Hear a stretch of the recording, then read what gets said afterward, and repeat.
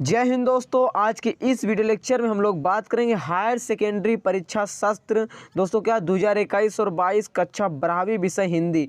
तो दोस्तों मैंने जैसा कि बताया कि आप लोगों को जो फरवरी यानी कि 17 फरवरी को आपको क्या इंग्लिश का पेपर हो चुका, क्या बच्चों हो चुका। और मैंने जो क्वेश्चन बताया था सेम टू सेम वही क्वेश्चन आए, क्या बच्चों जो क्वेश्चन मैंने बताया था सेम टू सेम वही क्वेश्चन आए हैं। तो आप सभी के बच्चों क्या 19 तारीख को, क्या बच्चों 19 तारीख यानी 19 फरवरी को आप सभी का क्या हिंदी का पेपर है बच्चों, क्या हिंदी का पेपर है। तो आप लोग दिल थाम कर बैठ जाइए, आपको मैं जो क्वेश्चन दूंगा बच्चों वही आएगा, ठीक है। तो चलिए ध्यान दीजिए। देखिए सबसे पहले आप लोग ध्यान दीजिए, जो इस बार हमारा 2021 में बच्चों क्या पैटर्न चेंज हुआ है हिंदी का, क्या बच्चों पैटर्न चेंज हुआ है। तो आप लोगों को थोड़ा सा समझना पड़ेगा क्या किस प्रकार से आने वाला है, बहुत ही महत्वपूर्ण है। और बता दें जो बच्चे अंत तक रुकेंगे वही 80 से में 80 टॉप करेंगे, और जो बच्चे अभी देख कर टॉप छोड़कर चले जाएंगे भैया उनको फेल होने से कोई नहीं रोक सकता। तो आप लोग अंत तक रुकिएगा, ठीक है। देखिए समय रहने वाला है बच्चों 3 घंटे का, पूर्णांक रहेगा 80 का, ठीक है बच्चों। यानी कि पूर्णांक कितने का रहेगा 80 का रहेगा, समय रहेगा 3 घंटे का। देखिए कुछ निर्देश दिए गए हैं बच्चों, क्या सभी प्रश्न को करना अनिवार्य है। कोई भी प्रश्न आप मत छोड़ कर आइएगा, कोई भी नंबर आप मत छोड़ कर आइएगा, क्योंकि 80 में से 80 तभी आएगा जब आप क्या सभी प्रश्नों को हल करेंगे, ठीक बच्चों। तो ध्यान दीजिए सबसे पहले क्या यहाँ पर 1 से 5 तक वस्तुनिष्ठ प्रश्न होंगे, मतलब बहुविकल्पी प्रश्न होंगे जिनके लिए आपको क्या 32 अंक दिया जाएगा, क्या बच्चों 32 अंक दिया जाएगा। और इस वीडियो के बाद 32 अंक क्या 80 अंक टोटल फिक्स होने वाले हैं, क्या बच्चों फिक्स होने वाले हैं। तो आप लोग फिक्स करके जाइएगा, ठीक है। तो चलिए ध्यान दीजिए आप लोग सबसे पहले 6 से लेकर 15 तक 2 अंक वाले प्रश्न होंगे, जिनके लिए आपको क्या 30 शब्द में उत्तर लिखना होगा बच्चों, क्या 30 शब्द में उत्तर लिखना होगा। वहीं बात कर लेते हैं आपके क्या 16 से 19 तक तो बच्चों 3 अंक वाले प्रश्न है, जिनके लिए आपको 75 शब्दों में उत्तर लिखना है। और 20 से 23 तक बच्चों क्या 4 अंक वाले प्रश्न है, इसको 120 शब्द में उत्तर लिखना है। तो आप लोग समझ गए होंगे कि कितना प्रश्न है, टोटल 23 प्रश्न है बच्चों, क्या टोटल 23 प्रश्न है। तो पूरे प्रश्नों का हल देखने वाले हैं बस आप लोग। हाँ देखिए वेरी गुड, लाइक कर दीजिए, बहुत खूबसूरत लाइक कर दीजिए, सही बच्चे लाइक कर दीजिए, ठीक है। चलो देखो यहाँ पर आप लोग ध्यान दीजिए, सबसे पहला प्रश्न स्टार्ट होता है आपका क्या सही विकल्प चुनकर लिखिए, क्या बच्चों सही विकल्प चुनकर लिखिए। क्या भक्तिन, क्या बच्चों भक्तिन सेवक धर्म में स्पर्धा करती थी भैया, किस में करती थी हनुमान में करती थी। तो प्यारे बच्चों आपको जो पहला प्रश्न है समझ में आ गया होगा। देखिए अगला प्रश्न क्या है, चौके के गीले होने का भावार्थ है। तो चौके के गीले होने का भावार्थ क्या है प्यारे बच्चों, आप लोग कमेंट कर दीजिए प्लीज, आप लोग कमेंट कीजिए ना बच्चों। और मेरी बात को समझते चलिएगा, ना संघर्ष ना तकलीफ खाक मजा है जीने में, क्या बच्चों ना संघर्ष ना तकलीफ खाक मजा है जीने में। बड़े बड़े तूफान थम जाते हैं प्यारे दोस्तों जब आग लगी हो सीने में। आग लगा लीजिए दोस्तों इस बार 80 में से 80 अंक लाने के लिए, क्या आग लगा लीजिए अपने सीने में, क्या 80 में से 80 अंक लाने के लिए तो आग लगा लीजिए। चौके के गीले होने का जो भावार्थ है प्यारे बच्चों वातावरण में नमी, क्या बच्चों वातावरण में नमी हमारा क्या चौके के गीले होने का भावार्थ है। क्या प्यारे बच्चों चौके के गीले होने का भावार्थ हमारा क्या है वातावरण में नमी। अब देखिए सिल्वर बैंडिंग से अभिप्राय है, तो सिल्वर बैंडिंग से क्या अभिप्राय है प्यारे बच्चों, सिल्वर बैंडिंग से जो अभिप्राय है क्या रजत जयंती, क्या बच्चों रजत जयंती आपका क्या राइट आंसर हो जाएगा, क्या बच्चों रजत जयंती आपको हो जाएगा राइट आंसर। प्यारे साथियों आप लोग उत्तर को लिखते चलिए।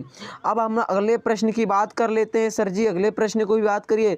विज्ञान के क्षेत्र में काम कर रही भारत की संस्थाएं हैं। तो विज्ञान के क्षेत्र में काम कर रही भारत की कितनी संस्थाएं हैं, तो विज्ञान के क्षेत्र में काम कर रही भारत की कितनी 5 संस्थाएं, कितनी प्यारे बच्चों 5, कितनी प्यारे बच्चों 5 संस्थाएं हैं।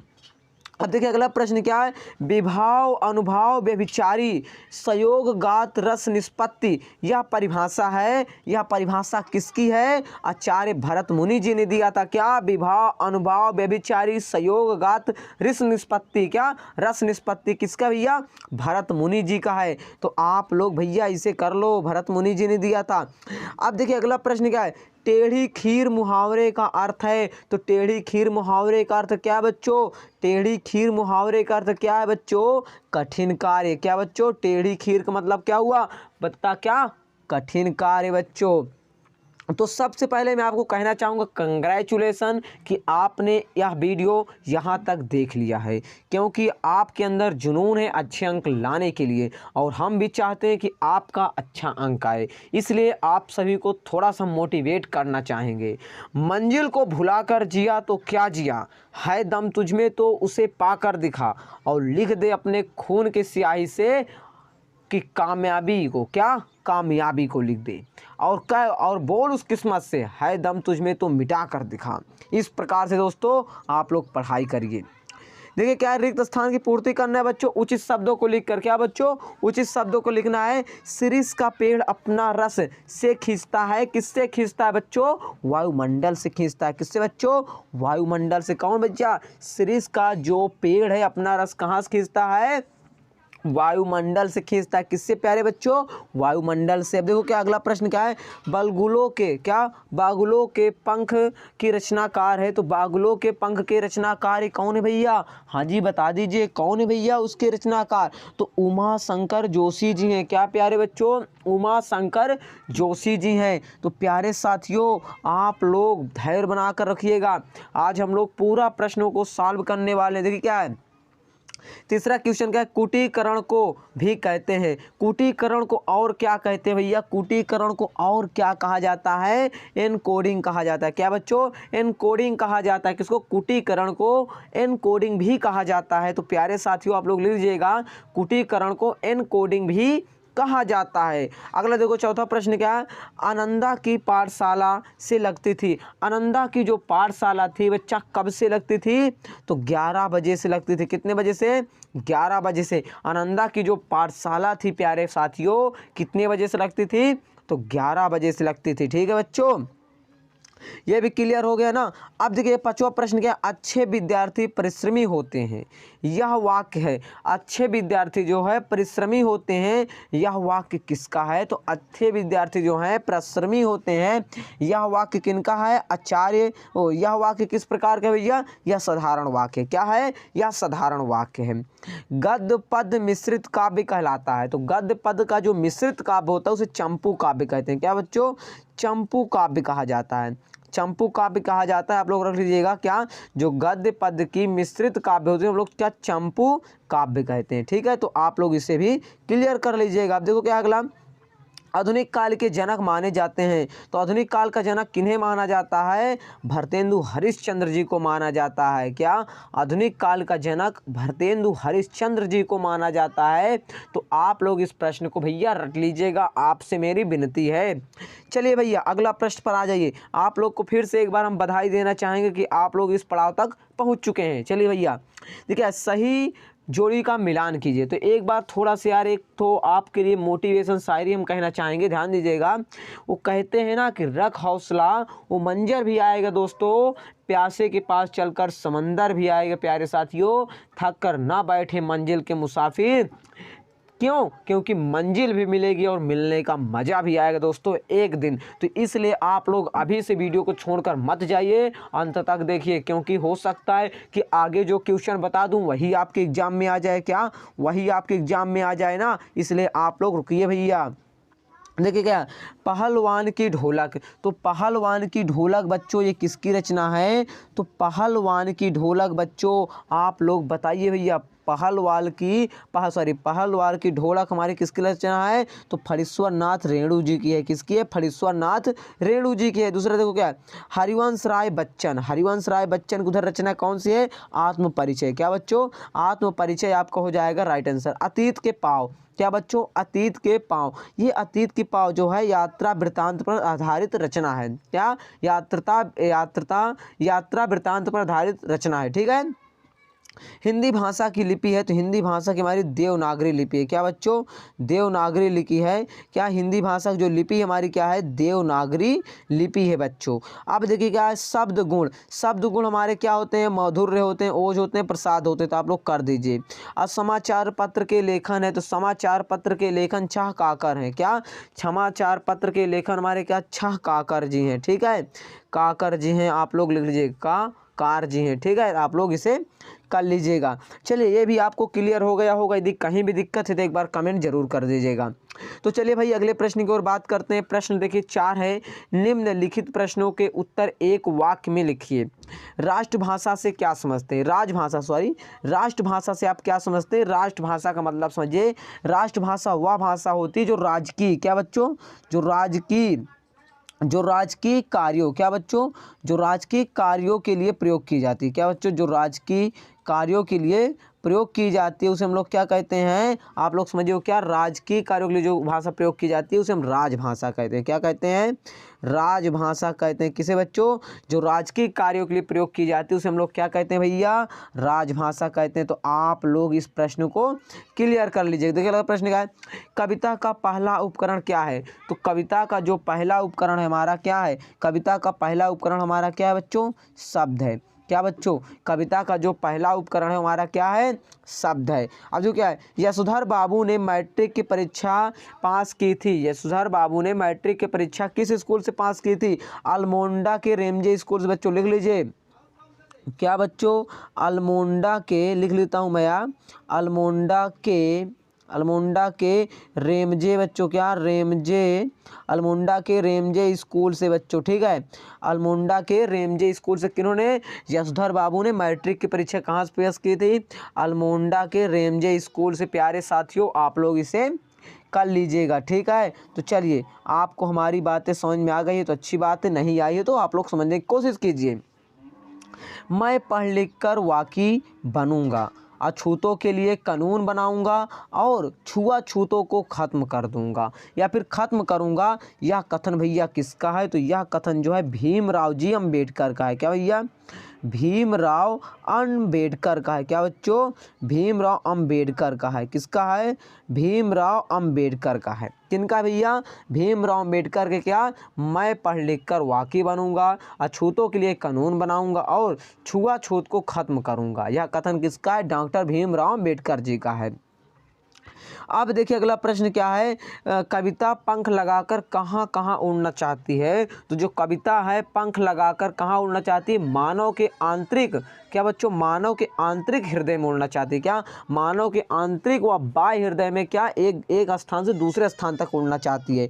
राजा ने लूटन को क्या कहा? राजा ने लूटन को क्या कहा था? राजा ने लूटन को क्या 10 रुपये दिए थे? 10 रुपया दिया और उसको उसकी बहादुरी के लिए उसे शाबाशी दिया और कहा कि मेला देखकर घर चले जाना। उसकी प्रशंसा की तारीफ की थी, 10 रुपये का नोट दिया था और कहा कि मेला देखकर चले जाना। महाकाव्य में किन किन रसों की प्रधानता होती है? तो महाकाव्य मुख्य रूप से 3-4 रस की प्रधानता होती है। कौन कौन सी? एक तो लिख लीजिएगा शांत रस। क्या बच्चों? शांत हो गया, वीर हो गया, उसके बाद श्रृंगार हो गया। ये रस की क्या होती है भैया? प्रधानता होती है। 3 रस मुख्यतः लिख लीजिएगा, शांत हो गया, वीर हो गया, श्रृंगार हो गया। ठीक है, तो ये जो रस होते हैं इनकी क्या होती है? प्रधानता होती है। किसमें बच्चों? बता दीजिए किसमें होती है? महाकाव्य में। ठीक है, चलिए अब देखिए अगला प्रश्न क्या है, सत्य और असत्य का चयन करना है प्यारे साथियों। तो आपको बताना क्या है कि कौन सा विकल्प है सही है, कौन सा विकल्प कठिन है। ठीक है, क्रिया की विशेषता बताने वाले शब्द क्रिया विशेषण कहलाते हैं। क्या ये बात सही है? क्रिया की विशेषता बताने वाले शब्द क्रिया विशेषण कहलाते हैं। क्या ये बात सही है भैया? बता दीजिए। हाँ जी, ये बात तो सही है। शब्द शक्ति 4 प्रकार की होती है। क्या ये बात सही है? तो ये बात गलत है। अब जो सिंधु घाटी सभ्यता में पत्थर और तांबे का प्रयोग होता था। क्या ये बात सही है? तो सिंधु घाटी सभ्यता में पत्थर और तांबे का प्रयोग होता था। अब लेखन का आशय यांत्रिक हस्त कौशल होता है। क्या ये बात सही है? तो ये बात गलत है भैया। चलिए भाई आगे प्रश्न की ओर मूव करते हैं भैया, आगे आ जाओ।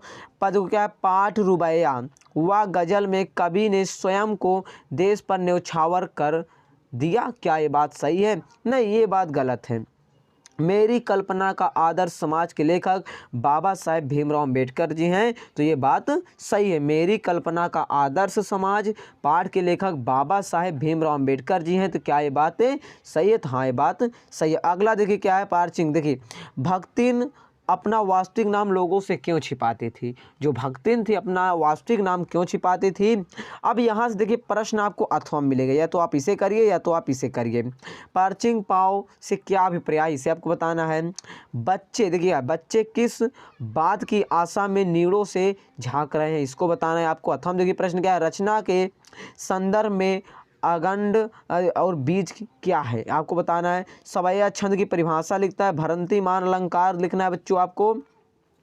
अपना उल्लू सीधा करना, इसका अर्थ आपको बताना है। और फिर उसके बाद का खाक छानना, इसको बताना है। ये अब देखो क्या है, अथवा देखो है, शोक है कि तुम घायल हो, इसको शुद्ध करना है। घर में चाय केवल नाम मात्र को बची है, इसको बताना है बच्चों, आपको बता दीजिएगा। तो देखिए केवल शब्द को नहीं लगाते, घर में चाय नाम मात्र को बची है, केवल नहीं लिखाएंगे, केवल यहाँ पर टार देंगे। शोक है कि तुम घायल हो गए, तो देखो यहाँ पर शोक है कि तुम घायल हो गए, तो आपको इसको बताना है। तो आप लोग इसे कमेंट में बताइएगा।